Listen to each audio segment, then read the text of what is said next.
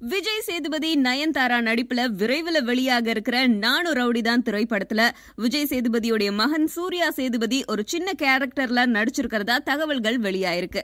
இயக்குனர் விக்னேஷ் சிவன் இயக்கத்துல தனுஷ் தயாரிப்புல உருவாயிருக்கிற திரைப்படம் நானு ரவுடிதான். விரைவில் திரைக்கு வர இருக்கிற இந்த படத்துக்கு ரசிகர்கள் மத்தியில எதிர்பார்ப்பு அதிகமாவே இருக்கு. இப்போதைக்கு படத்துல இருக்கிற எதிர்பார்ப்பை விடவும் இன்னும் அதிகமா எதிர்பார்ப்பை ஏற்படுத்துற விதமா விஜய் சேதுபதியோட 10 வயது மகன் சூர்யா சேதுபதி இந்த படத்துல நடிச்சிருக்கிறதா சொல்லப்படுறதுதான். இந்த படத்துல சின்ன வயசு விஜய் சேதுபதியா நடிக்க ஒரு சின்ன பையனை தேடி அலைஞ்சிருக்காங்க.